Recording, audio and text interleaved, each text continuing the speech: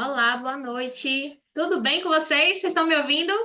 Estão me vendo? Estão vendo o slide? Me falem aí, porque com essas tecnologias a gente às vezes também se atrapalha aqui como professora. Maravilha, a Karen já deu retorno aqui, a Paula, a Jéssica. Muito boa noite a todos. Deixa eu aceitar aqui os atrasados do Enem que estão chegando. Prontinho. Vamos começar, né? Vamos começar que hoje é mais um dia da nossa base do departamento pessoal. Estamos indo para o dia 2 do nosso treinamento. E para quem estava aqui ontem? Só para quem está começando aqui, quem estava aqui ontem? Quem estava na aula de ontem? Quem é a primeira aula hoje? Teve algumas pessoas que não conseguiram entrar, porque ontem tivemos um probleminha de conexão.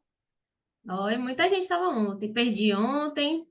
Mas deu tempo de assistir o replay. Quem não conseguiu assistir ontem. Maravilha, maravilha. Hoje é a nossa aula 2 da nossa base do departamento pessoal, tá? Para quem está chegando agora, seja muito bem-vindo mais uma vez. Para quem não estava aqui ontem, meu nome é Miriam Figueiredo, eu sou contadora, sou natural de Salvador, Bahia. Vocês vão ver aqui esse sotaque meio puxado, típico de uma soteropolitana.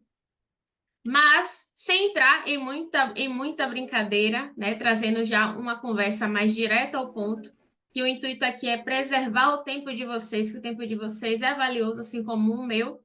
Então, nós estamos aqui desde ontem imersos no curso gratuito à base do departamento pessoal, que é o treinamento que eu preparei para vocês, para trazer um conhecimento base, né? Lembrando quais foram nossos combinados de ontem, um conhecimento base onde você precisa ter acesso a uma estrutura para que a sua formação técnica no departamento pessoal, a sua carreira, ela tenha uma estrutura firme e sólida e não algo superficial, que é o que nós não queremos aqui, né? Fizemos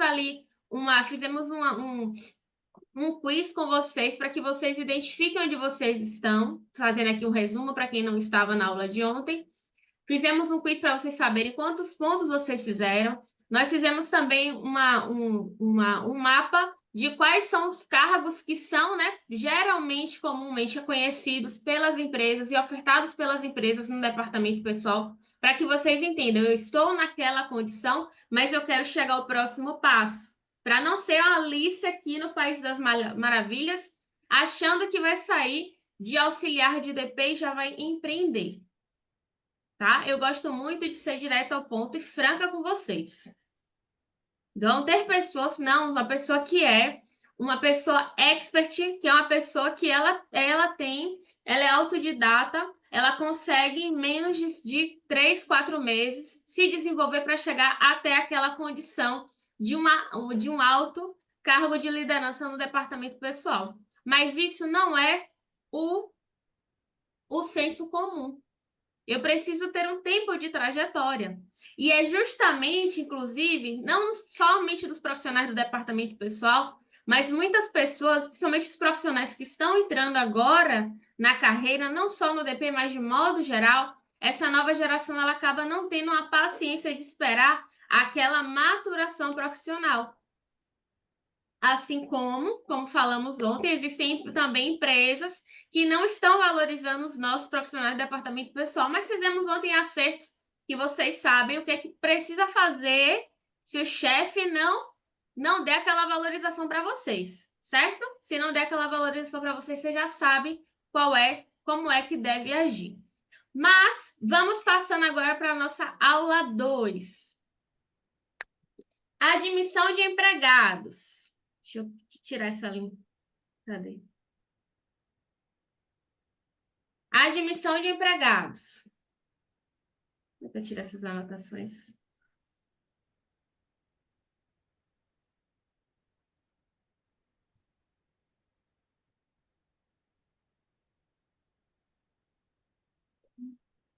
Tá.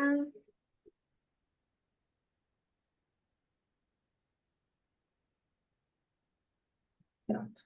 Pronto. Vai ficar tudo bonitinho. Admissão de empregados. Deixa aqui as ativações de todos. Uhum. Admissão de empregados. Quais são os erros que você precisa evitar e as suas consequências? O processo da admissão de empregados, os principais pontos, tá? Os principais pontos que eu preciso ter de atenção no momento de contratar um empregado. Eu falei com vocês ontem o seguinte, pessoal, na admissão de empregados, geralmente é a primeira rotina que quando eu vou treinar um profissional na prática, seja dentro da mentoria ou de treinamentos em escritórios contábeis onde eu faço formações, essa é a primeira rotina. E isso não quer dizer porque é uma rotina simples e que não deve ser vista como atenção. Vocês vão ver aqui algumas coisas quando eu fui fazer a atualização dessa aula, eu falei, nossa, quanta coisa quando a gente fala de admissão de empregados. A admissão ela não pode ser vista como algo simples que qualquer um vai fazer. Ah, porque eu entrei de paraquedas no DP, eu posso sair contratando empregados à torto e à direita. Não é bem assim, tá? É uma atividade tranquila? Sim, porque é um preenchimento de formulário. É um preenchimento de formulário.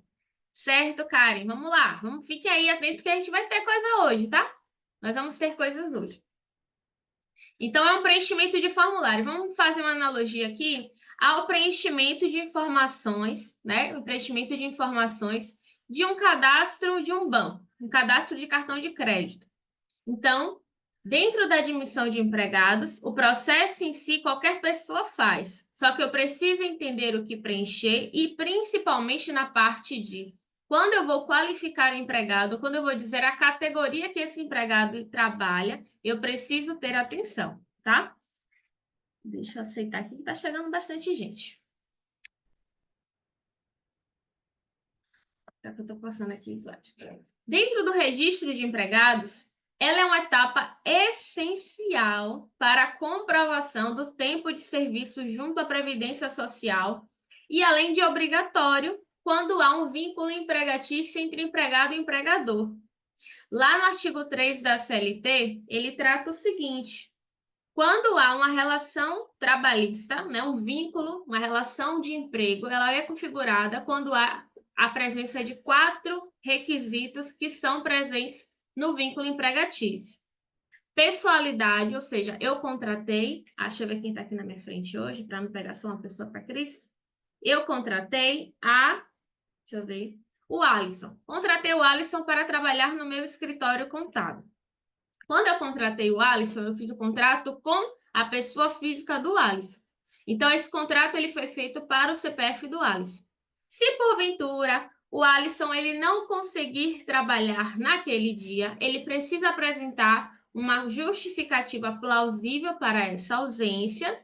E caso ele não compareça, ele não pode simplesmente mandar o irmão dele que tem expertise no DP para executar aquela atividade que ele está qual ele foi contratado. Então, o contrato ele foi feito, ele tem o requisito da pessoalidade. Eu contratei o Alisson. Ele tem também o pré-requisito da onerosidade, que todo mundo já entendeu o que é, né? A força de trabalho ela é trocada por uma remuneração, por um salário. Ninguém trabalha de graça, a não ser os trabalhadores voluntários, né? Os trabalhadores voluntários. Mas, regra geral, o vínculo empregatício ele precisa ser remunerado. Outro pré-requisito da relação de emprego, né, do vínculo empregatício, é a continuidade. Então, o contrato ele será contínuo, de modo geral, até que uma das partes decida encerrar essa relação. Então, a partir do momento que o contrato nasce, é necessário que as duas partes estejam a fim daquele contrato tenha o nascimento, né, que seria o processo de contratação, que a gente vai falar hoje, mas ele vai ser contínuo até que uma das partes decida dar fim a esse contrato ou as duas partes de modo de comum acordo, que é a rescisão por comum acordo, certo? Então, eu tenho essa característica que é a continuidade. E a última característica, que não menos importante, eu digo para vocês o seguinte, que é uma das mais importantes até, que é onde mais as empresas pegam, que é a subordinação. A subordinação. O que é considerado como subordinação? É quando o empregador, ele estipula quais são as regras, quais são os formatos de trabalho, qual é o horário de trabalho, ele vai direcionar aquele empregado de como ele precisa executar aquela atividade ao qual o empregado está sendo contratado. Então, a subordinação é a direção. O empregador, ele admite, ele assalaria e ele direciona, ele dirige a prestação pessoal de serviço. E é por isso que muitas vezes as empresas pecam, e os profissionais de DP também. Os profissionais de DP também, por não dar orientação direcionada. Eu posso contratar, eu vejo muito. Ai, Miriam, eu posso contratar uma pessoa como MEI? Empregado como MEI? Não, não posso, a não ser que seja de fato um prestador de serviço. Mas, regra geral, as empresas acham, não, eu posso contratar um prestador de serviço. Só que o prestador de serviço, ele não possui a subordinação. Ele pode ser apenas com o Alisson, ele pode ter a questão, né, da onerosidade, ele pode ter a continuidade, que é um dos requisitos, inclusive, um dos tipos de contrato que podem ser feitos, só que não há presença da subordinação. Quando há prestação de serviço, eu deixo aquele prestador que não é mais empregado, eu deixo o prestador à vontade para executar aquela atividade. Eu falo assim, Alisson, olha, eu quero que você venha, né, faça esse trabalho aqui para mim. Quanto é que você me cobra? Deixa eu fazer um contrato de prestação de serviço, onde não há a presença de vínculo empregatício, e eu vou falar para você que eu quero que você faça. Se você vai fazer meio-dia, se você vai fazer no seu à noite, não há problema. Eu não vou ter controle dos seus horários. Eu não tenho que me intrometer de como esse trabalho será executado. Eu preciso que o trabalho seja entregue. Então, é diferentemente de chegar e falar assim, Alisson, tudo bem? Vou te contratar aqui como auxiliar de DP no meu escritório. Só que você vai trabalhar como prestação de serviço sem vínculo empregatício. Mas, Alisson, deixa eu te falar, eu quero que você venha todo dia para o meu escritório, tá? Quero que você venha todos os dias. Você vai ter uma jornada, seu horário de trabalho, seu horário de prestação de serviço, seu horário de prestação de serviço, olha, só vai ser das 8 até as 17 horas, com hora de intervalo para você descansar, né? Você tira ali o seu horário de descanso. E eu vou te pagar também o vale transporte para você vir, já que você vai ter que vir presencial. Vou te pagar o vale transporte e vou te pagar também a alimentação, porque é para você se alimentar bem. E aí, nessa relação, por não ter um vínculo empregatício oficializado, o Alisson deixa de receber férias do 13º salário, além do reconhecimento como tempo de contribuição e recolhimento do FGTS. E aí a empresa fica pé da vida. Que absurdo! Eu contratei o Alisson, eu paguei tudo certinho para ele. E ele foi e me colocou na justiça, mas na hora ele aceitou. Como é que pode se ele aceitou? Eu falei para ele, eu não vou gerar vínculo empregatício, Alisson. Você aceitou, agora você vai me colocar na justiça? Mas é justamente porque a empresa, ela peca. Não adianta contrato, gente. Se tiver a presença dos vínculos, dos requisitos do vínculo empregatício, pouco importa o contrato. Tá? Pouco importa o contrato que eu fiz com o Alisson. Então, tenho que ter bastante atenção. Eu estou falando, nem era desse assunto, mas me lembrou uma situação recente, onde a pessoa me perguntar justamente, eu quero contratar um auxiliar de DP como MEI, prestação de serviço. Eu falei assim, é pagar para ver, né? Ainda mais no DP. Ainda mais do DP. Ainda mais do DP, onde a pessoa já vai ter ali as provas. A não ser que seja uma pessoa, não, ela não vai me colocar na justiça. Mas não levem isso como algo certo. Se tem direito, se há direitos à reclamatória trabalhista, tem que colocar na justiça mesmo. Tem que colocar na justiça mesmo. A empresa que precisa, o empregador, ele precisa se precaver para que isso não aconteça, porque é mais caro. Mas quando há um tipo de prejuízo para a pessoa que está do outro lado, tem que, de fato, acionar. Só que aqui, como profissionais de departamento pessoal, que nós vamos trabalhar para empresas, nós vamos trabalhar para empresas. Nós precisamos ter uma postura de quê? Minimizar risco. Se a empresa ela tiver todo mês um processo trabalhista, todo ano diversos processos trabalhistas, a empresa está fadada ali ao prejuízo, à falência. Então, nosso papel aqui é o quê? Resolver, né? É minimizar esses problemas, minimizar passivos trabalhistas, tá? Então, dentro do DP, nós vamos verificar, né, dentro da nossa aula de hoje, todas as etapas necessárias a esse processo para assegurar que a empresa contrate os seus empregados de forma certa e minimize os riscos trabalhistas. Então, é de forma correta, a fim de reduzir o risco trabalhista. Um risco trabalhista ele pode gerar uma autuação em caso de uma fiscalização do Ministério do Trabalho e também, posteriormente, uma reclamatória trabalhista. Então, é para minimizar esse possível passivo que a empresa pode ter. E aqui, gente, falar para vocês, tá?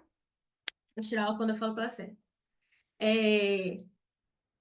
Não vou aqui falar para vocês que existe empresa certa ou errada, tá? Ah, que pode ser assim, pode ser assado. Eu vejo muitas...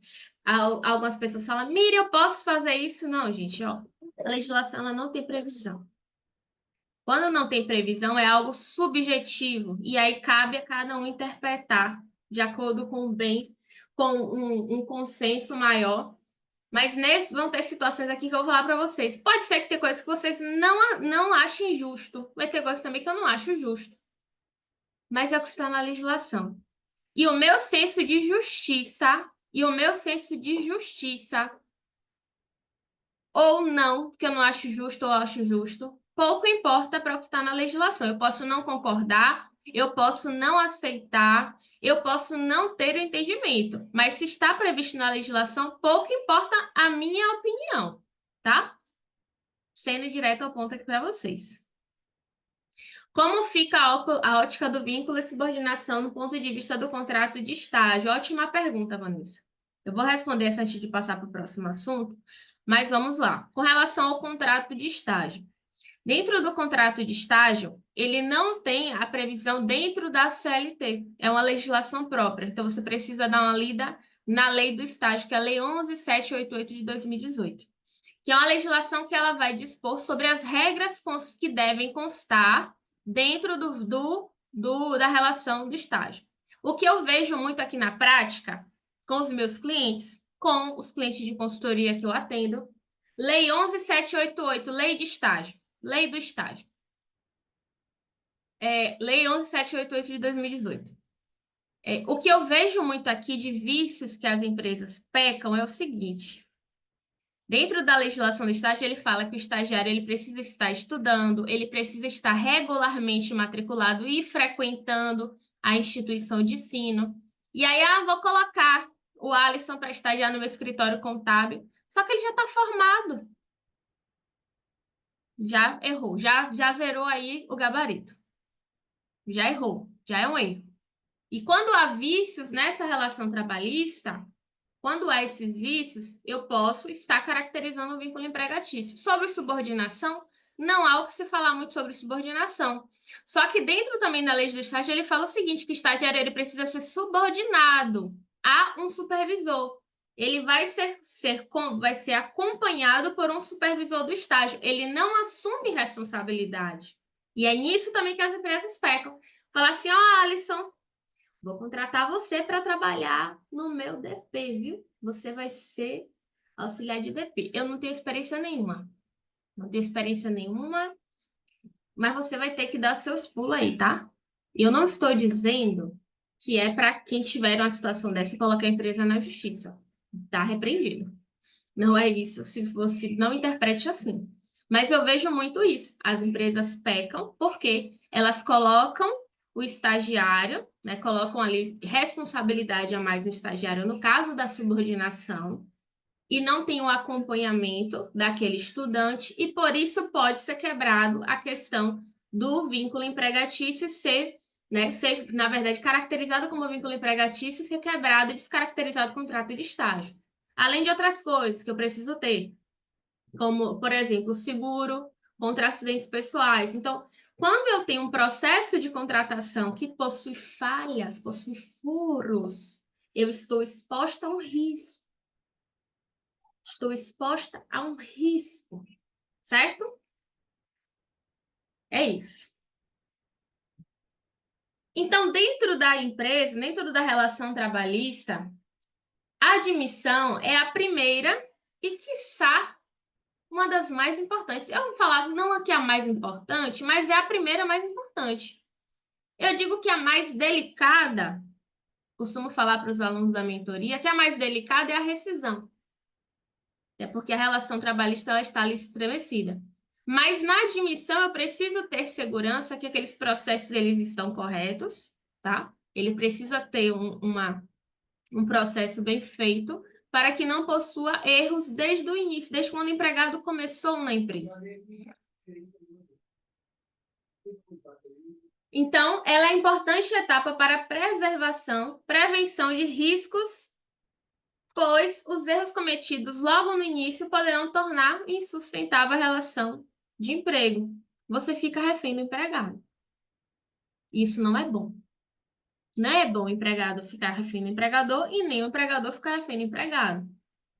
Certo? Então, isso é péssimo.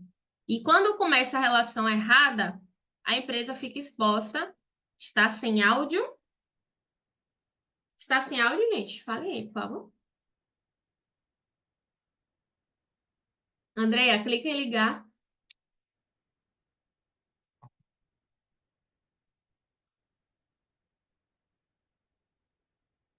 Beleza, vamos seguir o baile.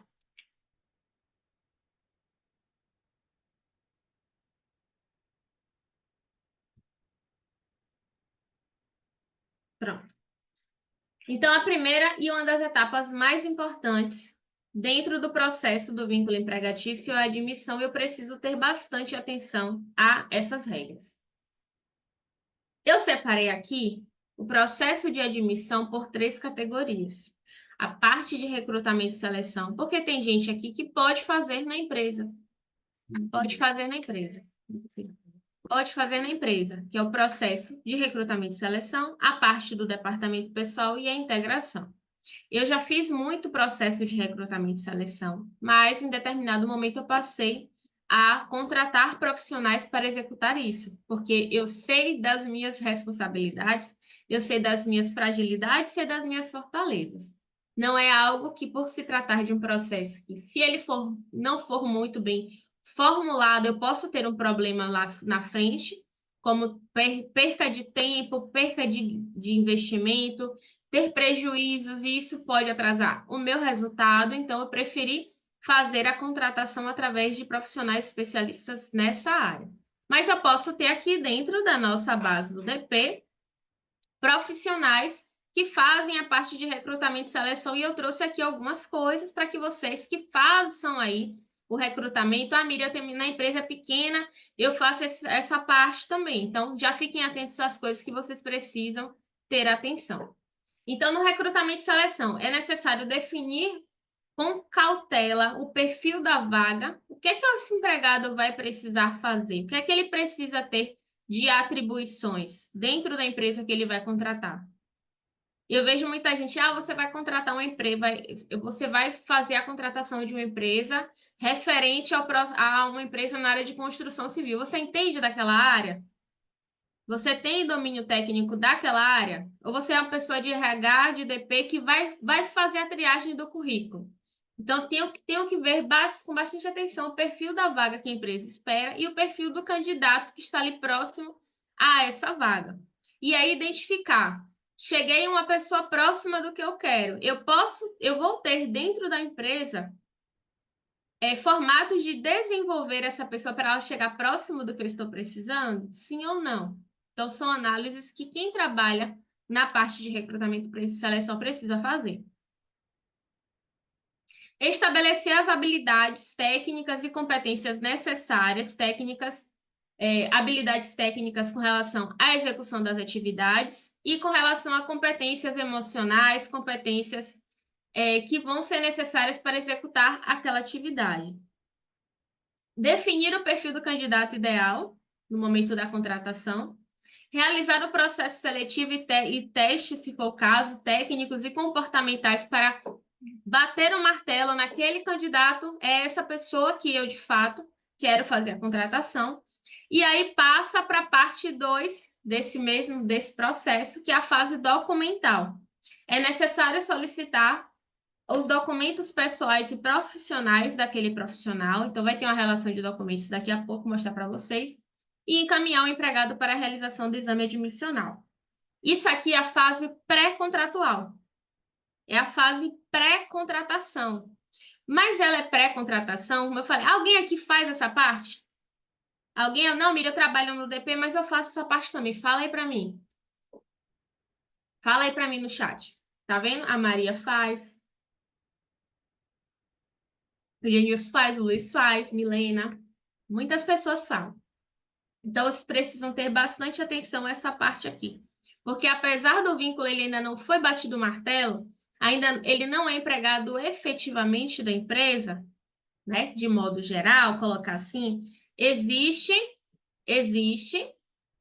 onde o trabalho tem RH, mas a documentação só não sou eu. Existem já riscos nessa parte aqui. Já existe risco aqui, eu vou mostrar para vocês, nessa fase de pré-contratação, tá? Que eu preciso ter bastante atenção. Primeira coisa, que eu preciso ter bastante atenção, eu preciso que toda essa parte aqui pré-contratação, ela precisa acontecer antes do empregado ser contratado, né? Mas não é ser contratado oficialmente. Eu tenho uns clientes aqui, micro, pequena empresa, eu não vou aqui falar para vocês, né, para vocês que é o mundo perfeito, que é o mundo perfeito. Às vezes o empregado chega a documentação, o empregado já está trabalhando na empresa. Isso é o certo? Não é o certo. Não é o certo, tá? Até porque pode acontecer algumas situações e ter problemas muito maiores. Mas para vocês, como a Lili colocou aqui, ó, as empresas confundem RH com DP, acham que a contabilidade tem que fazer a função do RH. Bem, isso é exatamente. Gente, eu sei o dia a dia de vocês porque os meus clientes também têm essa dificuldade. Mais de 90% dos empregadores do Brasil são micro e pequenas empresas. E a legislação trabalhista ela é igual para todo mundo. Ela é igual para a Coca-Cola, para o MEI da mecânica do seu Zé. Certo?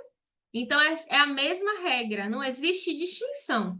Então, eu preciso ter atenção nesse processo, porque por mais que a empresa é uma pequena empresa, elas precisam seguir essas regras, porque se ela for fiscalizada ou se houver uma reclamatória trabalhista, vai ser todo mundo colocado na mesma régua. E aqui eu trouxe um detalhe para vocês, ó. Recrutamento e seleção, cabe ao RH, recursos humanos? Sim, cabe ao RH, Luane. Cabe ao RH. E que é muito comum que as pequenas empresas elas coloquem essa atribuição para os profissionais de departamento pessoal. Como eu falei para vocês, eu já fiz muito. Hoje eu faço? Não, não faço mais. Não faço mais. E aí eu trouxe aqui uma situação para vocês, ó. Vamos ler junto. Recurso do reclamante. Dano moral configurado. Responsabilidade contratual. O respeito à boa-fé exige uma conduta legal dos contratantes em todas as fases negociais. Caso contrário, gera ou poderá gerar a responsabilidade pré-contratual, contratual e pós-contratual da parte que a violou. O princípio da boa-fé atua no parâmetro, como parâmetro a limitação da autonomia privada. Portanto, mesmo não havendo a formalização do contrato de trabalho pela anotação da STPS, já a fase das tratativas vincula as partes. Na hipótese, a conduta da demandada, ao frustrar a real expectativa do autor em ter seu emprego já garantido, configura também flagrante desrespeito ao princípio da boa-fé, que deve nortear os contratos. O contrato ele já existiu? Não. Mas houve a expectativa. A atitude da reclamada foi totalmente contraditória à sua conduta de realizar diversos procedimentos próprios do ingresso do trabalhador nos quadros de funcionário de uma empresa, razão pela qual deve responder pelo dano moral em ordem, pelos danos de ordem moral sofridos pelo reclamante. Desta forma, tendo ocorrido ato ilícito ou ato abusivo do empregador, nexo causal e dano espiritual propriamente dito, está configurado o dano moral individual, que deverá ser reparado em caso de pecúnia. Pecúnia é dinheiro. Recurso que se dá para provimento como particular. Então, essa empresa que eu não coloquei os dados aqui, ela foi acionada porque houve a expectativa de contratação e provavelmente ela foi frustrada. Houve a frustração, ou seja, o cancelamento de vagas. A empresa decidiu contratar. Eu decidi contratar o Alisson. O Alisson foi, estava tudo certo para ser contratado, fez o exame, levou a documentação para a empresa. E a empresa falou assim: Alisson, não vou conseguir mais contratar, não, tá? Me desculpa, não deu certo. Ok. Aí Alisson vai colocar na justiça e pode ganhar um processo porque houve cancelamento da contratação. Então, a relação trabalhista lá começou? Não, mas já existe o risco, porque o processo no momento de recrutamento e seleção, ele já teve furos, ele já teve falha. Então, apesar de não ser o que eu vou falar para vocês, empregador, eu costumo falar para os alunos, empregador assume o risco da atividade econômica. Empregador, ele admite, assalaria e dirige a prestação pessoal de serviço. Nesse caso aqui ainda não é empregador, mas houve a expectativa de se tornar o empregado daquela empresa. E por ter essa frustração, acionou na justiça. Se vocês colocarem um processo desses assim na justiça, na internet, vocês vão encontrar diversos. Que são casos da empresa que cancela a vaga, da empresa que pede documentação indevida ao empregado, da empresa que simplesmente cancela o processo seletivo, que fala que vai contratar um empregado. Eu estava lendo um processo recente. Vou contratar um empregado e ele ficou mais de um mês, né, dentro da empresa sem executar nenhuma atividade. Isso pode ser um problema lá na frente. Ah, você pode achar, Miriam, mas o funcionário ficou um mês sem fazer nada na empresa. Mas ele alegou que houve dano à questão psicológica, questão emocional, ele se sentiu ocioso dentro da empresa. Então, não vai ser coisas aqui que vocês podem achar até justo. Questão de senso de justiça é muito subjetivo. O que tem é isso aqui. Lembra que eu falei com vocês ontem? Que uma das doutrinas, né, uma das normas que vão direcionar o vínculo empregatício das normas trabalhistas são as jurisprudências. Isso aqui é uma jurisprudência. Qualquer pessoa pode assim, olha, vou colocar uma empresa na justiça, porque eu já entendi que tem decisões que aceitam casos de cancelamento da admissão como algo, né, que houve um tipo de prejuízo para o empregado. A empresa pode chamar o candidato para trabalhar, passou o dia na empresa, trabalhar uns 2 dias para teste? Não. Não pode. Para isso, Janira, tem um prazo chamado contrato de experiência. Contrato de experiência. Ah, Miriam, mas ele não passou no contrato de experiência. Faz um contrato de experiência de 2 dias? De uma semana? O problema é que as empresas e vocês também no DP não passam orientação. Não, contrato de experiência não é de 3 meses? Daqui a pouco a gente vai falar mais sobre ele. Mas dá para fazer um contrato de experiência aí. E aí evitar.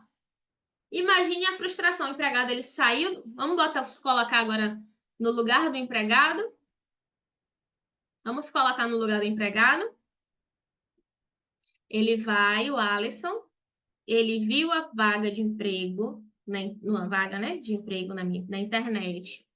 Ele pediu demissão do emprego dele, que ele estava trabalhando, porque ele iria trabalhar no meu escritório contábil. E eu coloquei para ele ficar uma semana e falei para ele que eu não vou contratar mais.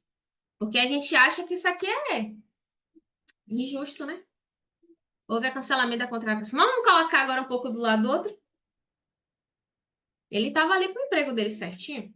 Tudo bem que empresa não é estabilidade, né? Emprego não é estabilidade de ninguém. Mas ele tinha um emprego. Ele pediu demissão. Ele foi trabalhar na empresa. E agora a empresa simplesmente fala assim: ah, Alisson, eu não vou te contratar mais. Então, tá vendo que para tudo que pode para você ser justo, às vezes não é tão justo assim? Então, tem que fazer análise dos dois lados. Tem que fazer análise dos dois lados. Então, quando a empresa falar para você, Karen, Janira, Arlete, tinha um funcionário aqui para contratar. E eu não vou contratar mais, não. Tem algum problema? Você fala assim, olha, passa uma orientação dessa. Existe um risco, que é a fase pré-contratação. pré-contratual, e esse empregado pode acionar a empresa na justiça e ter êxito. Aí depende muito de como vai ser o andamento, né, do processo judicial, certo?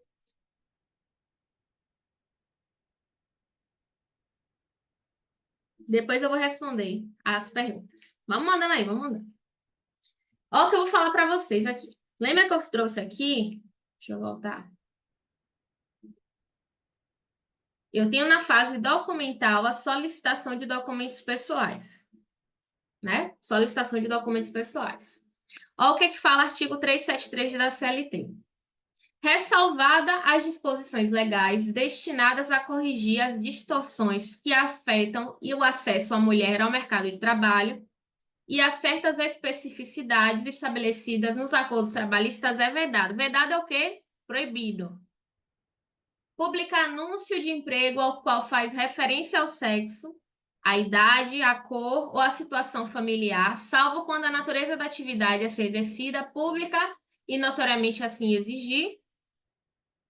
Recusar emprego, promoção ou motivar a dispensa do trabalho em razão do sexo, idade, cor ou situação familiar ou estado de gravidez, salvo quando a natureza da atividade assim notória exigir. Considerar o sexo, idade ou cor ou a situação familiar para determinante de fins de remuneração, formação profissional e oportunidade de ascensão profissional. Exigir atestado ou exame de qualquer natureza para comprovação de esterilidade ou gravidez na admissão ou permanência de emprego. Impedir o acesso ou adotar critérios para deferimento, inscrição ou aprovação em concursos em empresas privadas em razão de sexo, idade ou cor. Para disposto...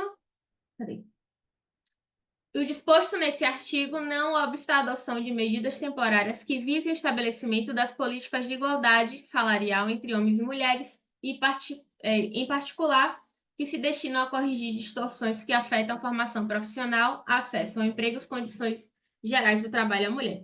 Isso é uma das cláusulas da CLT que traz a proteção do trabalho à mulher, a questão da idade, sexo ou cor, justamente para evitar a discriminação, a desigualdade salarial entre gêneros.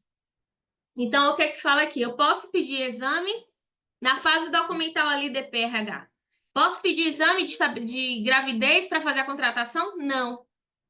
Eu posso pedir exame, posso pedir documento. Quais são os documentos que eu posso solicitar? Eu vou falar daqui a pouco os que podem solicitar, mas quais são os que eu não posso? Eu não posso solicitar documento se o empregado ele acionou alguma empresa na justiça. Eu sei que tem empresa que pede. Eu não posso ali solicitar documentos se o empregado está devendo SPC e Serasa. Eu não posso verificar, né, se a empresa, se o empregado ele já acionou alguma empresa na justiça, se ele possui, se ele está na condição de gravidez. Questão de antecedentes criminais, exceto para alguns cargos, que é o caso de cargos que vão, com o caso de instituição de ensino. Então, as exceções são as exceções, mas as empresas, elas colocam algo como modo geral. E se houver uma verificação de que, vamos lá, estou com um processo na SPC Serasa, estou com um processo numa empresa tal, me pediu ali uma certidão do Tribunal Regional do Trabalho, estou lá dizendo que eu tenho um cadastro, e aí simplesmente a admissão foi cancelada, então é nisso que as empresas pecam bastante, certo? As empresas pecam bastante aí nesse caso.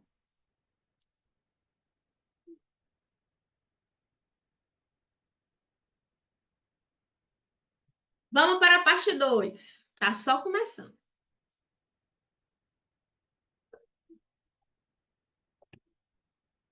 Vamos para a parte 2. Admissão de empregados. Eu tenho dentro do processo de admissão, que aí é totalmente de atribuição do departamento pessoal, diversas atividades que eu preciso ter atenção. Então, primeiro ponto, conhecimento das regras sindicais. Qual sindicato aquele empregado vai pertencer? Mira, eu defino o sindicato de acordo com a atividade do empregado? Não, de acordo com a atividade econômica, exceto as profissões regulamentadas. Conhecendo qual é o sindicato, eu preciso identificar qual a remuneração. qual a remuneração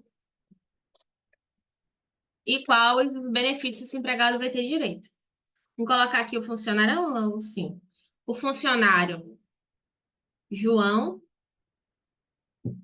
e o funcionário José. Estou trabalhando no DP, eu trabalhando no departamento pessoal e no escritório contábil, e eu vou fazer a admissão à mesma empresa, só que ela presta serviço em Salvador e presta serviço em São Paulo. Eu vou contratar o João em Salvador e o José em São Paulo. Eu vou aplicar regras sindicais igual para os dois? Não. Eu tenho que entender onde é que cada um vai trabalhar. João aqui em Salvador, eu vou aplicar o sindicato, as regras do sindicato de Salvador. O José lá em São Paulo, as regras do sindicato lá de São Paulo. Certo? Então, eu tenho que identificar qual é a remuneração de cada trabalhador desse, quais são os benefícios de cada categoria profissional, de acordo com a localidade que o empregado vai prestar serviço. Ah, Miriam, mas a empresa quer pagar o salário mínimo. Vejo muito isso. A empresa quer pagar o salário mínimo, mas tem lá o piso da categoria que é R$ 2.300. O que é que ela tem que pagar? O piso da categoria. Não é opcional, não, gente. Se vocês estão achando que é opcional, não é opcional, não, tá? Só para deixar claro para vocês. Está na Constituição Federal.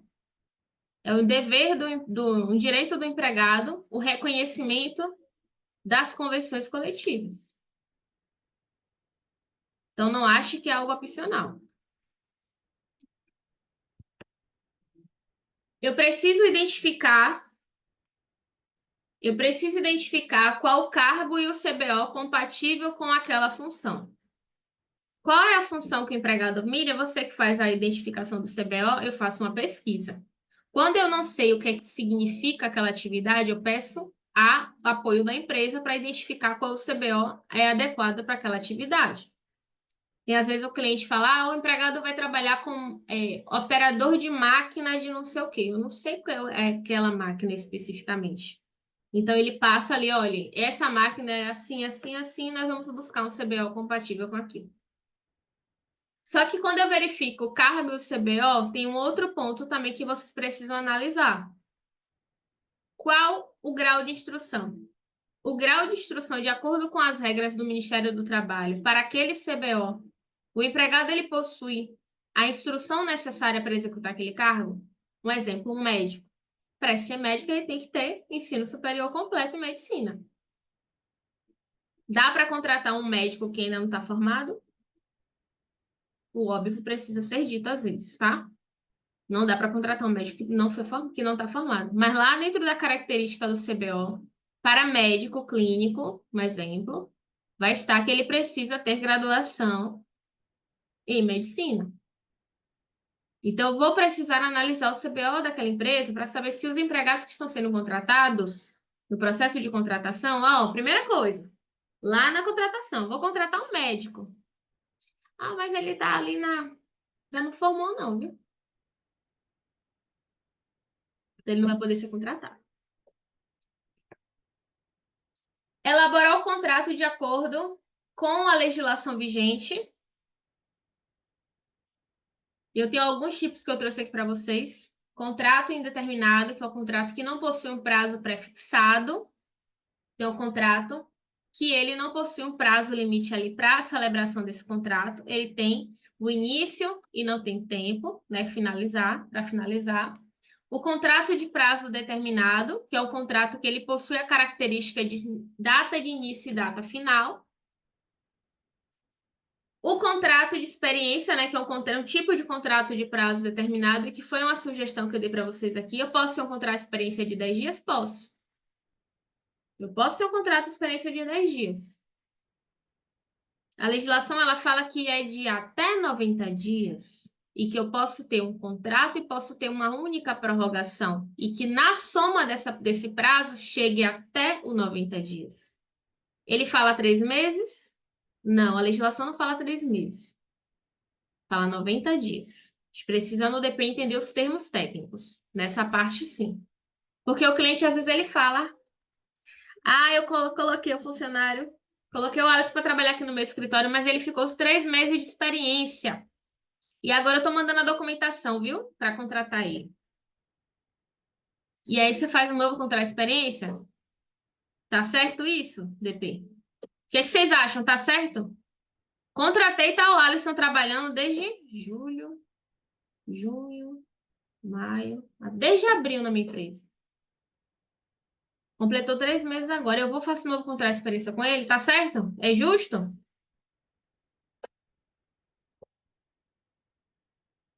Não é certo. Vocês sabem que não é certo.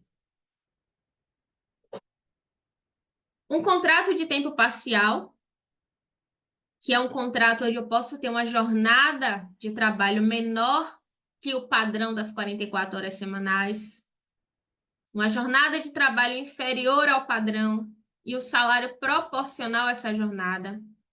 Quantas horas, Miriam? Até 30 horas semanais, sem possibilidade de horas extras.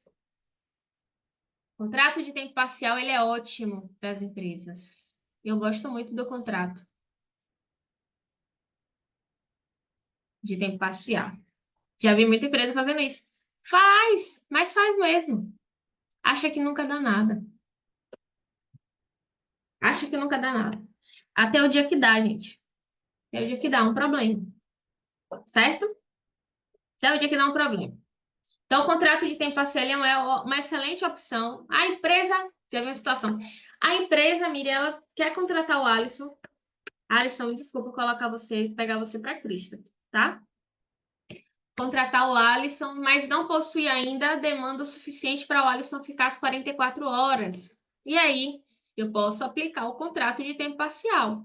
Colocar o Alisson com a jornada ali fixa, só que com a jornada menor, inferior ao padrão das 44 horas, desde que eu siga algumas regrinhas, que é o limite das 30 horas semanais. E se tiver dentro desse limite das 30 horas semanais, 100 horas extras, eu posso aplicar um salário menor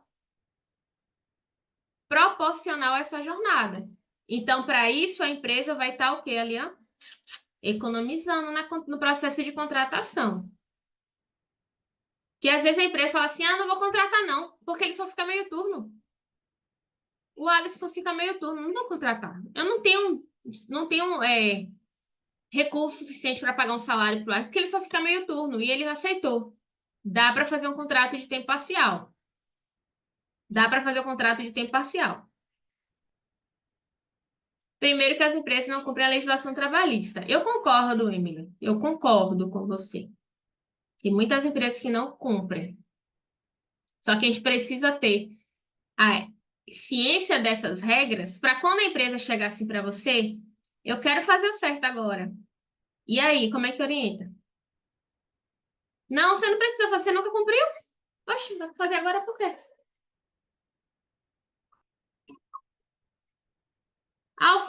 O funcionário disse que não quer ser contratado, não, porque ele está recebendo seguro.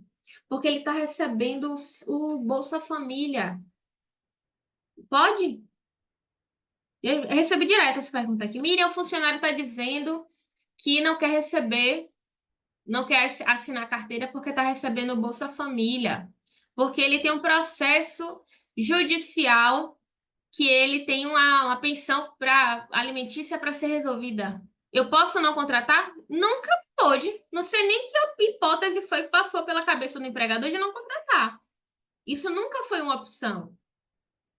Fazem errado? Fazem. Eu não tô aqui falando que não fazem, não, gente. Por isso que é direto ao ponto. Muitas vezes vocês não podem até não gostar da opinião. Só que eu tenho que identificar e não ficar com essa. É assim mesmo. Ninguém cumpre a legislação, não. Ninguém cumpre a legislação. Vamos empurrando aí com a barriga. Vamos empurrando. Porque eu vejo muito aqui. Porque a minha empresa é no interior. O funcionário é no interior. Ele nenhum quer assinar carteira. Que o funcionário, ele diz que não quer, que ele tem um processo, que ele está recebendo seguro, ele diz que não quer de jeito nenhum assinar carteira. E agora? Vou deixar ele trabalhando na minha empresa sem carteira assinada, porque ele não quer receber, porque ele está recebendo um benefício do Bolsa Família. Eu vou colocar, já vi caso. Miriam, eu vou colocar ele fazer uma carta dizendo que não quer que assine a carteira dele. Não tem validade jurídica nenhuma. partir do momento que o empregado coloca os pés dentro da empresa, ele precisa ser contratado. Se ele não vai contratar, se o empregador não vai contratar, cabe ao DP fazer o quê? Se nosso trabalho é o quê? O nosso papel é orientar para evitar riscos trabalhistas. Porque quando estiver no seu escritório, que o cliente falar assim, eu não vou contratar o funcionário, não. Você acha o quê? Eu acho que você tem que fazer o certo. Porque depois que aconteceu uma situação, ele vai dizer, você não me contou. Eu te falei que o funcionário estava ali recebendo o Bolsa Família. Você falou que não tinha problema nenhum. Certo? Então, vamos focar aqui em orientar e fazer o que é correto. No interior são os piores. Sindicato é obrigado a pagar. Trabalhei em empresa que eles obrigavam a fazer uma carta falando que não ia querer pagar sindicato. Tem muito disso, gente. Até chegar uma fiscalização. Não acho que não tem fiscalização no interior, não, tá? Eu fiz um trabalho de uns treinamentos ano passado, no interior aqui da Bahia e de Pernambuco, que era o interior mesmo. E a fiscalização estava batendo dentro das fazendas do Ministério do Trabalho. Dentro da fazenda. É empregador, minha amiga. Não tem isso, não. E agora com o DET? E agora com o DET? Pois, Genilson, tem que tomar cuidado nessas fazendas, viu? Tá tendo muita fiscalização na área rural.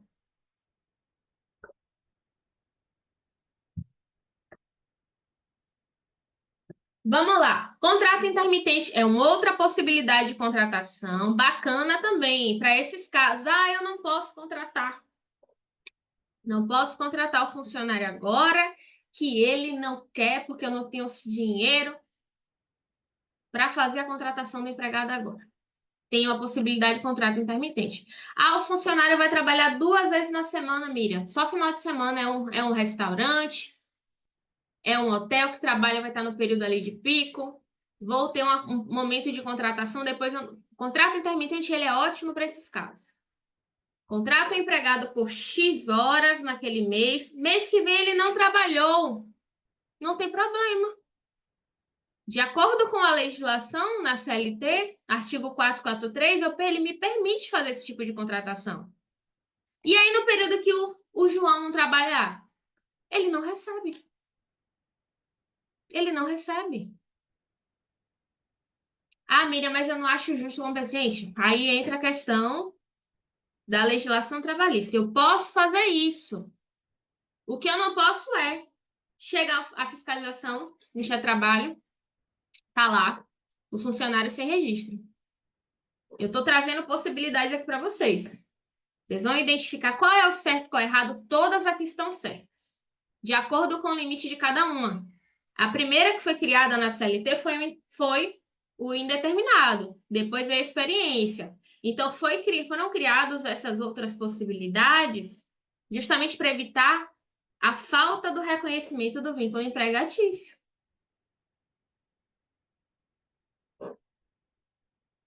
Contrato de aprendizagem, particularmente, não gosto muito, mas preciso falar dele aqui um pouquinho para vocês, que é o contrato onde eu vou contratar um aprendiz para desenvolvimento técnico e profissional. É menor aprendiz? Não. É jovem aprendiz, até uma coisa. Eu quero contratar um menor aprendiz, é jovem aprendiz. Ele tem alguns limites.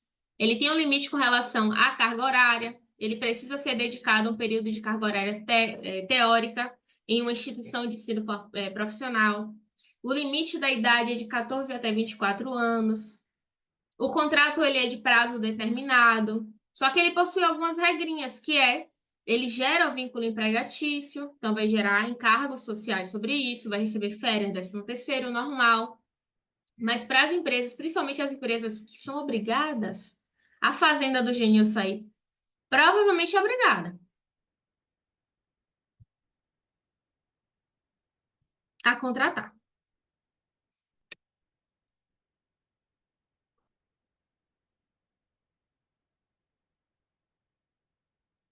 É o amigo fofoqueiro do E-Social, tá? A Fazenda do Genilson é obrigada a contratar aprendiz. São empresas com mais de 7 funcionários, elas precisam avaliar o CBO, Cadastro Brasileiro de Ocupações, e o volume de empregados que ela tem na empresa. Se for micro ou pequena empresa, está dispensado. Mas no caso de fazenda, não é enquadrada como micro ou pequena empresa. É enquadrada como uma empresa lucro presumido.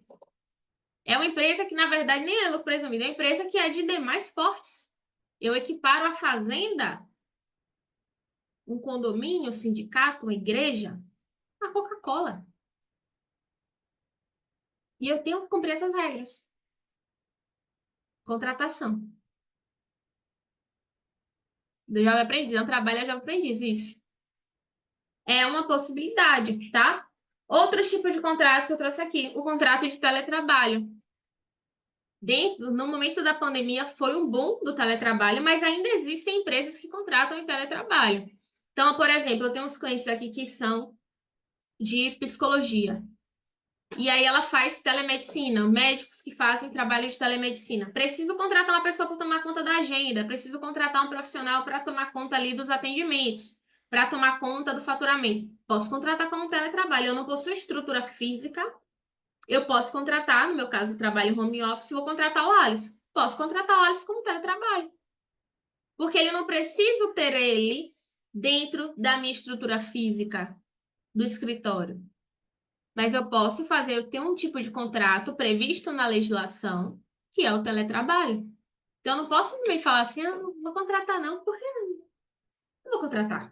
Não preciso contratar o Alisson, já que ele não vai trabalhar presencialmente. Não, mas eu tenho dentro da legislação, certo? Então, vocês observam que eu trouxe aqui possibilidade de contratação, possibilidade de contratação, que às vezes as empresas precisam disso. Elas acham que, ah, não, eu só preciso trabalhar, contratar uma pessoa para trabalhar uma vez na semana. Mas ela vai toda semana. Vou contratar uma pessoa uma vez na semana, vai toda semana. Aqui na Safra temos que contratar 20 jovens aprendiz, gente. 20. Olha o que o Genilson passa. 20. 5% do total de empregados. Caso da aprendiz. Certo? Então, eu trouxe para vocês aqui possibilidades. Existem possibilidades. O que vocês precisam enxergar é, vamos conversar com a empresa, vamos trazer essas possibilidades, ver qual é o piso salarial, veja quais são as condições que a empresa tem. O que eu vejo muito, as empresas, elas acham que estão tão erradas, ah, já que eu estou errada, eu vou continuar errado mesmo. Estou errado. Então é melhor continuar errado porque sofre menos. Mas não, é mais caro. É mais caro. É mais caro. Eu tenho que observar nesse processo de contratação os limites da jornada de trabalho. Qual é o limite da minha jornada? De acordo com a Constituição Federal e a CLT, 8 horas diárias limitada a 44 semanais. Se ultrapassar esse horário, eu tenho possibilidade de banco de horas. Eu tenho possibilidade de pagar horas extras. Se eu contratar com menos horas, eu posso fazer a contratação como o caso do intermitente, do aprendiz, ou do intermitente do tempo parcial, e contratar com salário menor. Entende que às vezes está muito claro na legislação e que as empresas não fazem a contratação e deixam o empregado sem registro, causam prejuízos para o empregado, que é prejudicial sim para o caso do empregado. E simplesmente não vai atrás de possibilidades, essas empresas querem possibilidades. O cliente chega para mim e fala assim: ah, estou precisando contratar um aprendiz. Eu já trago para ele, ó, tem a possibilidade do aprendiz, sua empresa não está obrigada, que tal o estágio? Me conta aí mais sobre a situação. A legislação toda empresa, para qualquer empresa é empresa. Adorei a resposta de Arlete. É isso aí. Empresa é empresa, acabou. Não existe uma CLT. Vou pegar aqui minha CLT. A CLT ela é única. Ela é única, seja para Coca-Cola, Braskem, Petrobras, quanto para o salão, não, que o salão tem existe a regra do salão parceiro. Mas para a padaria do seu Zé. Para a loja de R$ 1,99 da dona Joana. Para o MEI, que vai contratar um empregado. A loja de açaí, que vai contratar um auxiliar de balconista. Então, a mesma coisa, gente. Vai ter checklist de admissão, tá? Dentro do material de hoje. Fiquem tranquilos. Percentual de 5% é referente ao percentual de aprendizes que precisarão ser contratados de acordo com o volume de empregados e CBO de cada empresa. Ok? Eu preciso verificar os limites da jornada, já falei. Realizar o registro do empregado, mas para isso eu tenho que verificar isso tudo antes, ó. Antes de fazer, validar no E-Social, eba! Cada um exemplo, o contrato de prazo indeterminado, ele entra no E-Social como categoria de modo geral. Categorias 101. No aprendiz, ele já entra como outra categoria, por conta do recolhimento do FGTS. Dentro do contrato de experiência, eu tenho que dizer qual o prazo do contrato. E a renovação, caso tenha. Então, eles entram como categorias distintas. No contrato de tempo parcial, eu digo que é tempo parcial e qual a jornada que esse empregado vai fazer. E qual o total de horas que ele vai fazer na semana. Porque se eu colocar, é tempo parcial. Aí coloquei lá que ele vai fazer 40 horas na semana. Vai ultrapassar o limite do tempo parcial e a social vai invalidar a admissão.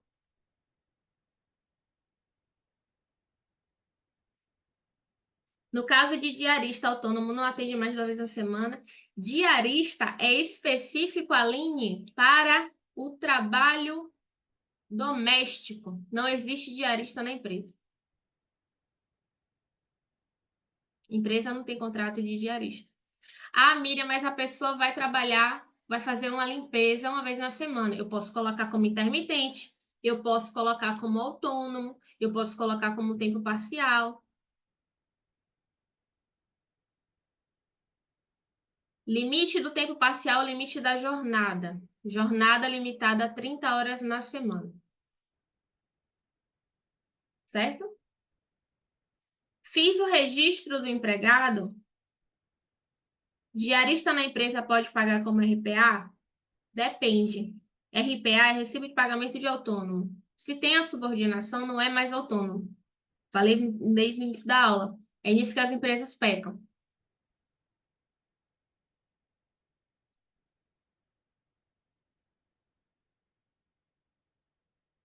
Eu preciso fazer a validação das informações para o E-Social. Miriam, está errado. Vai ter problema para a empresa? O problema maior é estar errado. As consequências do estar errado podem acontecer, como qualquer decisão que a gente faça. Eu costumo falar que não tem coisa que é certo ou errado. Eu posso fazer uma admissão retroativa? Posso. Devo? Não. Porque existem prazos, existem regras. Mas se eu não tiver possibilidade, eu vou ter que fazer. As consequências disso são as penalidades que podem acontecer. Mas o E-Social invalida se eu mandar? Não. O E-Social vai aceitar. Só que eu preciso entender que qual era o prazo? O prazo era esse. O prazo era aquele. Certo? O E-Social ele vai aceitar. O E-Social ele não veio para criar nova regra. Estava lá desde sempre. O empregado, ele, quando coloca o pé dentro da empresa, ele precisa ser contratado. A última regra que eu coloquei aqui é o envio do exame e das condições de riscos ambientais para o E-Social. Depois de ter validado o evento da admissão, é enviado a parte de saúde e segurança, quais são os riscos que o empregado está exposto. E eu trouxe algumas coisas para vocês aqui, ó. Até uma das coisas que falaram, não sei se foi a Arlete, não lembro agora. STF decide que número de empregados não é critério para a criação de sindicatos de micro e pequenas empresas. Foi uma empresa que estava questionando porque ela não queria seguir, já que a empresa era muito pequena. Então, para a definição do plenário, o parâmetro previsto na Constituição é a categoria econômica da empresa e não o seu tamanho. Não importa se é um MEI, se é uma lojinha, micro ou pequena empresa que tem 2, 3 funcionários. Não interessa. Sem registro de jornada, que já é outra notícia. Sem registro de jornada, a cuidadora consegue validar horas extras. Por quê? Porque a prova é do empregador. Ele tinha a obrigação de cumprir isso aqui. E nesse caso aqui, ela disse que trabalhava 24 horas. Se tá certo, se não tá, aí a empregador assumiu o risco de não ter o controle da jornada. Trabalhadora que caiu na malha fina por culpa da empresa será indenizada. Malha fina do quê, gente? Do imposto de renda. Para a oitava turma, o empregador cometeu ato ilícito. Mandou a DIF, mandou o E-Social errado. Então, ela foi, colocou na justiça e foi indenizada. Frigorífico vai pagar 1 milhão, mais de 1 milhão, né? Quase 2 milhões, por impor jornada excessiva a motoristas. Não, a empresa que era a possibilidade, se for um motorista, de fazer um controle mais, como é que eu posso falar? Flexível da jornada, provavelmente tinha furos nesse processo de controle da jornada. Vou ter que pagar pesado aqui. Vendedora consegue anular pedido de demissão de dispensa durante a gravidez sem homologação sindical. Pedido de demissão da empregada estável só é válido com assistência do sindicato. Ah, Miriam, mas a homologação deixou de existir, não? Para o caso de estabilidade provisória, não. O empregado que tem estabilidade provisória, ele tem que passar por assistência do sindicato. Artigo 500 da CLT. Então, gente, observem que são situações que vocês podem até não achar justo. Tem coisa aqui que eu não acho justo, 100% justo. Mas é a legislação. E aí, entre o que eu acho justo e o que está aqui é de fato, pouco importa a minha definição de justiça, a sua definição de justiça. Então, por mais que, às vezes, então, dentro das minhas pesquisas, eu estava vendo um caso assim, genro colocou o sogro na justiça e conseguiu vínculo empregatício. Tem um caso de pessoas que eu conheço, que o fulano, que era primo, que contratou na empresa, que não precisasse na carteira, colocou na justiça, conseguiu. Então, não ache que nunca vai acontecer, que acontece. Acontece, tá?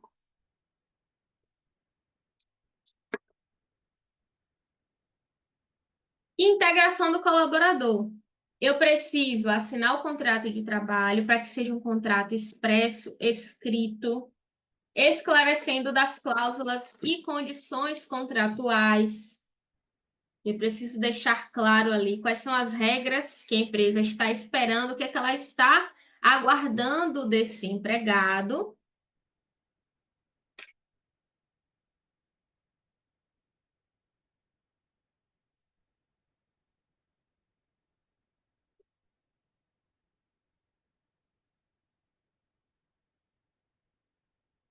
Eu preciso ter atenção aqui também, né? Eu preciso ter atenção aqui também aos casos, né, de treinamentos necessários de acordo com as normas regulamentadoras, com as NRs, caso a NR crie alguma regra específica para o empregado.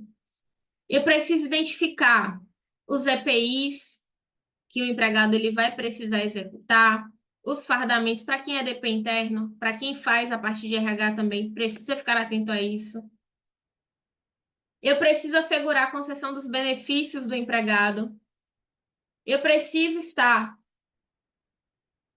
pronto, sobre os processos internos e regras da empresa, caso a empresa tenha um regulamento interno. Verificar algumas situações, tem coisas que não estão na legislação, mas a empresa pode colocar no regulamento interno dela, desde que não venha ferir o ordenamento jurídico do trabalho, que eu trouxe para vocês. O DP ele vai avaliar, o DP, o RH, vai avaliar o empregado sobre a possível prorrogação do contrato de trabalho. Então, olha quantas coisas está falando. A gente está falando já há 1 hora e 12 minutos sobre contratação. Aqui temos políticas internas. Muito bem, Genilson. Essa empresa que você está, não sei se é empresa interna, mas parece ser bem organizada. Então, observem quantas coisas eu preciso ter atenção no momento de contratar um empregado. E aí, vou mostrar para vocês algumas multas aqui que eu preparei. Que eu preparei não, tá repreendido. Eu não preparei nada, para vocês não acharem que foi eu que criei isso aqui da minha cabeça. Tá lá na portaria. Tá na portaria do Ministério do Trabalho. Primeiro, falar para vocês, o E-Social, ele não criou multas. E-Social, ele não criou regra nenhuma trabalhista. Ele vem para cumprir com as obrigações que sempre existiram na legislação. E aí eu trouxe aqui as principais que são relacionadas com a parte de admissão. Porque quando a empresa ela não cumpre com a regra, ela não cumpre com a norma relativa à parte trabalhista, ela pode estar a depender, gente, ó, falar para vocês. Miriam, eu fiz uma admissão retroativa e não teve nada. Eu não estou dizendo aqui que é multa automática. Até porque não é automático. Mas, em caso de uma fiscalização, que a gente falou aqui, do domicílio eletrônico trabalhista, isso pode começar a ser pontuado. Então, sim, isso pode acontecer. Isso pode acontecer, tá? Não é automático, mas existe previsão nas portarias do Ministério do Trabalho de que a empresa pode ser autuada em caso de uma infração trabalhista, assim como quando chegar bater um auditor fiscal na empresa, né, do João, fala que é o João, quem quer fiscalização. Na empresa do João, ele pode verificar, ó, a empresa do João, ela descumpriu a regra, descumpriu os prazos de envio, que eles conseguem, gente, ver. Eles conseguem ver. Tive uma fiscalização, isso foi antes, foi um pouco antes da pandemia, não, foi na pandemia. Durante a pandemia, mas as empresas estavam funcionando já, a empresa no shopping. O auditor fiscal chegou assim, ó, foi na empresa, uma empresa, um comércio, shopping aqui em Salvador. E aí tá lá os funcionários, todo mundo com a fardinha, com o crachazinho para identificar os clientes, tal, tal. Ah, beleza, fulano, ciclano, Rose. Rose de quê? Ah, Rosiane dos Santos. Certo, Rosiane dos Santos. Você entrou na empresa quando? Eu entrei na empresa em maio. Beleza. Deu outra pessoa aqui na minha frente. A Clara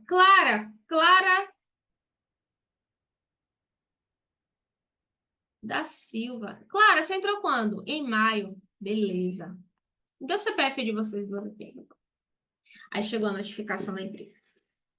A empresa precisa fazer a contratação e tem que levar aquela documentação. E no dia de apresentar a documentação, tem que levar o registro da Rose desde o dia tal e da Clara desde o dia tal, porque eles sabem quem são os empregados que estão sendo contratados. Como é social? Ele leva com tablet. Ele já sabe quem são os empregados que estão contratados ali. Aí tá lá a funcionária, vai, pronto. Ah, não, tá treinando, tem 2 dias treinando aqui. Cadê o contrato de experiência? Por que contrato de experiência não tá validado na social? Como é que a gente justifica isso? Entende? Então não é assim, é automático? Não. Mas em caso de uma fiscalização, isso pode acontecer? Em caso, se começarem a notificar o DET, isso pode acontecer também? Quero que vocês vejam que é algo possível. Está acontecendo agora? Não. Mas acontece uma fiscalização presencial? Sim. Então, admissão de empregados. Dentro da portaria do Ministério do Trabalho, a portaria da agora para o ano de 2024, foram atualizados os valores essas multas, elas são atualizadas todo ano. Então, o registro de empregados, que é o registro de empregados nos livros ou fichas. Nos livros, Miriam, mas a empresa não é obrigada mais a ter os livros, depende. Ela colocou lá que optou pelo registro eletrônico de empregados. Se ela colocou que optou pelo registro eletrônico de empregados, ela não precisa ter o livro e as fichas. Mas isso não quer dizer que ela não tem que enviar para o E-Social. Ela tem que enviar para o E-Social, para o E-Social fazer o registro eletrônico do empregado.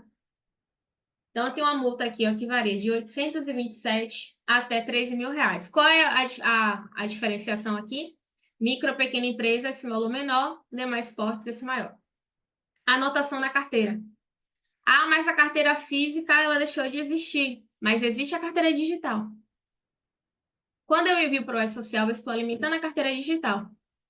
Então, a falta de anotação na carteira digital também existe uma multa. A mesma coisa. Então, se um auditor fiscal for na empresa, ele pode vir aplicar a multa, porque houve aqui é uma infração, aqui é outra. Aqui é outra, tá? RAIS, por aso não registrado, exatamente. Aqui eu trouxe do exame, mas existem outras multas também. Eu quis relacionar com o registro de empregado de modo geral, mas a gente sabe, se o empregado ele não for contratado, ele pode não ter feito exame, a empresa pode não ter feito a parte do PGR, ela pode não ter feito LTCAT, não ter analisado os riscos, o empregado ele pode sofrer um acidente. Então, são diversas coisas que a empresa não fez o processo da contratação certinho, tá? Não foi feito todo o procedimento da contratação. Então, a RAIS é de R$ 440. Jornada de trabalho, R$ 41,61, quando eu não tenho controle da jornada. Quando eu não informo o empregado com a jornada de trabalho, não coloco no contrato. A jornada acabou ficando repetida, agora que eu tô vendo. Exames ocupacionais, R$ 679,90. Só que se a empresa não, exemplo, não registrei o empregado. Não registrei o empregado desde maio. Se eu não registrei o empregado, eu não tenho folha. Se eu não tenho folha, eu tenho outra infração. E aí eu deixo de enviar as informações para a Previdência Social, é uma outra infração. Eu deixo de recolher os dados para o FGTS, também é outra infração. Então, vocês entendam uma coisa, gente. É algo que é acumulativo. Acumulativo, porque o processo pode não ter sido feito ou começou errado, tá? Se ele não ter sido feito ou começou com erros. Com erro. A RAIS não acabou? Arlete, a RAIS, o envio da RAIS, sim. O envio da RAIS pelas empresas, pelo DP. Só que o que é que substitui o ASO? Ou a RAIS? O E-Social. O E-Social, ele faz a comunicação com o sistema da RAIS. Tanto é que se vocês forem baixar, vou baixar a RAIS de 2022. Você vai, consegue baixar e vai pegar os dados do E-Social. Então, a RAIS em si, ela não deixou de existir. Ela deixou de ser declarada como era antes. Sacou? Ela deixou de ser declarada como era antes. Assim como a CAGED. A CAGED deixou de existir? Não deixou de existir. Só que o que é que substitui? A CAGED, os dados do E-Social. Estou dizendo que o E-Social é fofoqueiro. Ele é o fofoqueiro, gente. É o Big Brother do DP.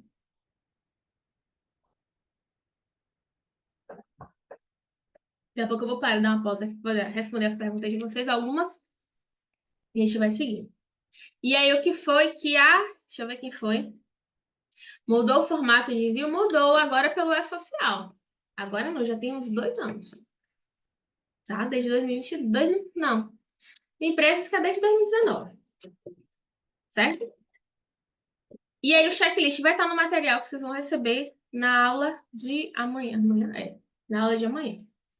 Processo da contratação. A admissão preliminar ainda vale? Sim, ainda vale. Mas precisa ter cuidado no processo da admissão preliminar. Porque se eu tiver eventos a serem enviados posteriormente, eu posso ter problema. Exemplo, não completei a admissão, vou conseguir mandar a folha? Não. Então, não vale a pena o risco.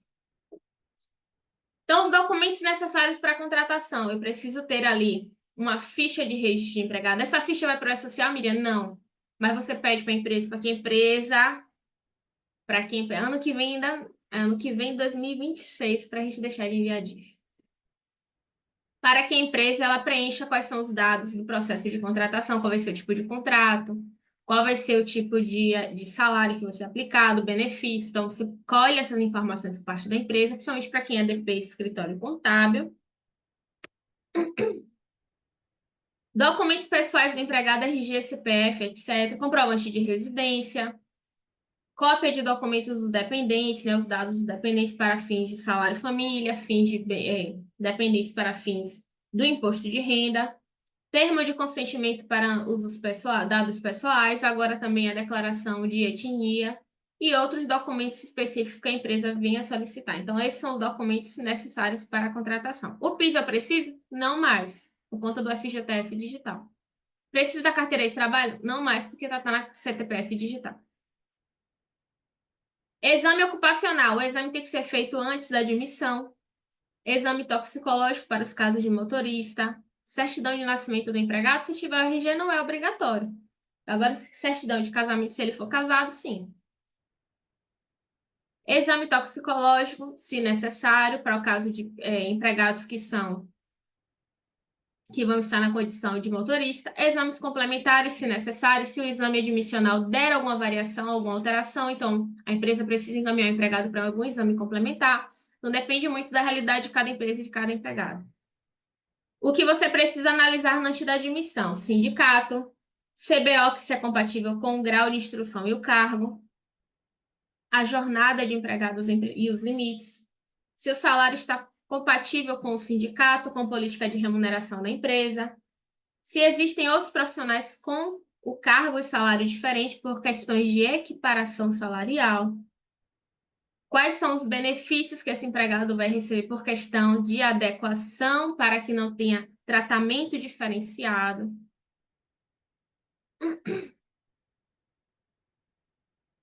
Aqui, tratorista e costais têm exames complementares. Depende da análise do PCMSO, que vai identificar quais são os exames que o empregado, aonde consigo consultar o CBO no site do Ministério do Trabalho. Relatórios admissionais.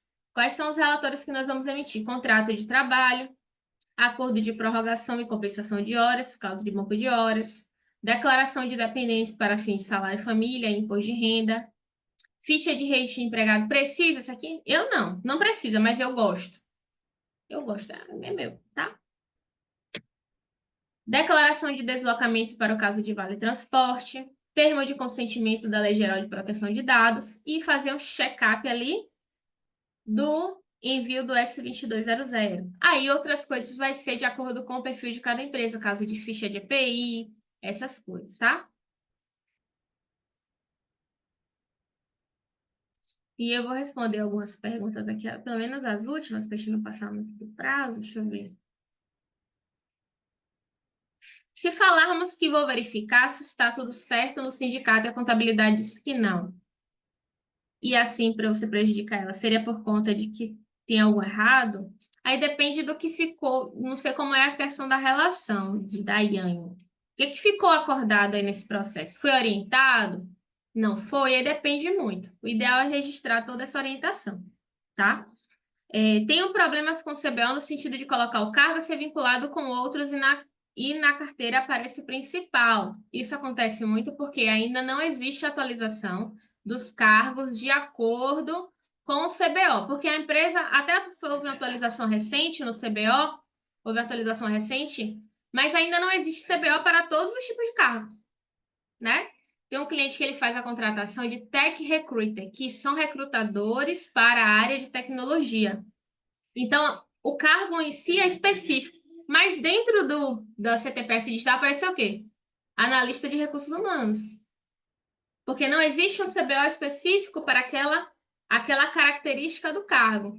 Então, fica um pouco complicado a gente saber segregar tudo isso. Por isso é importante, gente, o seguinte, a empresa fazer um controle desses CBOs, fazer uma descrição dessas vagas, se possível fazer um plano de cargos e salários, né? Identificar qual é o piso da categoria para não contratar. Eu contratei, já vou contar um babado para vocês. Eu gosto de falar principalmente para os alunos. Tive um caso de uma funcionária, era em um restaurante. Nosso negócio dos empregados um restaurante e ele ia contratar, ele era ligado à área de sushi. Contratou 2 empregados no mesmo dia. Os 2 iam trabalhar com manuseio de sushi, preparo de peças de sushi. E contratou um homem e uma mulher, no mesmo dia. Juro por Deus. Eu chegou a documentação, eu falei assim, tá. Olha, o sindicato eles estavam pagando um pouco mais que o salário da categoria. Eu falei, massa, posso pagar um pouco mais? Ótimo, não tem problema nenhum. Falei para a empresa, só a identificação foi o seguinte, a moça ela recebeu um salário de R$ 1.600 e o rapaz um salário de R$ 1.800. Os dois estavam com o mesmo cargo. E eu falei, vamos lá. Vamos identificar com a empresa por que está sendo colocado como algo diferente. se ele por acaso vai ser líder, se ele tem atribuições diferenciadas, para criar um cargo específico para a condição dele. Então, eu preciso ter atenção a esses pontos. Ela não tinha nenhum tratamento, nenhum cargo diferente. Eles iam fazer atividades iguais. E eu passei para ele a orientação que não poderia fazer por conta da equiparação salarial. Mesmo assim, a empresa decidiu continuar com um cargo diferente, ela recebendo menos que ele. Ela foi, colocou ele na justiça pedindo equiparação salarial. E além de que ela ficou trabalhando um tempo sem carteira assinada, ela acionou, colocou informação de que ela não recebeu seguro-desemprego na saída dela, porque foi feito contrato de experiência, né? Ela foi demitida por contrato de experiência, mas ela já tinha 3, 4 meses trabalhando. Então, assim, não vale a pena o risco. Não, eu gostaria de deixar aqui um sentimento para vocês. A empresa ela vai contratar um empregado, ela não vai pagar o salário dele? Ela não já vai pagar os benefícios? Já vai pagar tudo? Por que não registrar logo? Se for para a justiça, não vai ter que pagar? Só que na justiça é muito mais caro. Eu vou ter que pagar assessoria jurídica. Eu vou ter que pagar a custa do processo. Vai ter um desgaste muito maior. Dá brecha para o empregado solicitar outras coisas que às vezes a empresa não tem prova. Às vezes ele não tem direito àquilo tudo. Mas não tem prova para dizer que ele não tem direito. Por isso que o nosso trabalho, né, o que eu gosto de trazer para os meus alunos, para vocês que já consideram como alunos, que é um trabalho preventivo. É para trazer mais segurança para vocês, certo? É para trazer mais segurança para vocês. Porque não é fácil estar trabalhando e falando que tem que fazer isso, tem que fazer aquilo, todo sempre falando. Parece que é a figurinha repetida, né? Aquele disco que tá ali falhado, às vezes disco arranhado. Mas é importante. Nosso trabalho ele é muito importante. Nosso trabalho é muito importante. E eu trouxe algumas coisas aqui para mostrar para vocês, que são relatos dos alunos da mentoria DP na prática, que amanhã nós vamos abrir as inscrições. Durante o dia, eu vou falar mais um pouco para vocês no grupo sobre a mentoria, para quem quiser fazer parte da 17ª turma da mentoria DP na prática, que é um treinamento onde vai trazer essa segurança profissional para que você possa debater com o seu cliente e falar, olha, quero te contar que a admissão é melhor você fazer desse jeito. Agora, se você não quiser fazer, toma aqui um termo de responsabilidade, dizendo que você não quer fazer, tá? É para te dar esse embasamento, para te dar essa fortaleza, para te dar essa postura profissional, trazendo você de uma situação que você sabe, né, tem insegurança no tratamento dessas orientações, dessas rotinas trabalhistas, onde nós vamos ver todo o conteúdo, todo o trajeto do empregado, desde quando a empresa nasce, da parametrização da empresa quando ela nasce, que eu tenho que obrigações de enviar do E-Social desde o início da empresa, até a rescisão. Então, admissão, processo da parametrização inicial, envios do E-Social, admissão, folha de pagamento com variáveis, não é só apertar lá e, não, quero lançar tal coisa. A gente vai ver um detalhamento de todas as rúbricas da folha que pode ser lançado e que não pode ser lançado, férias 13º, rescisão do contrato, reclamatória trabalhista vai ter nessa turma também. Como você ter postura profissional, posicionamento de líder no setor, o que é que você precisa analisar da empresa, planejamento tributário, encargos sociais, quanto é que custa o empregado para a empresa? Que são embasamentos que você vai falar, ó, contrate como tempo parcial, porque vai custar isso aqui, de acordo com o perfil da sua empresa. Então, para que vocês tenham esse arcabouço e todo esse entendimento do que pode ser feito e do que não pode ser feito. Porque em 3 dias é pouco tempo para mostrar tudo isso para vocês, tá? Nós finalizamos a nossa aula de hoje.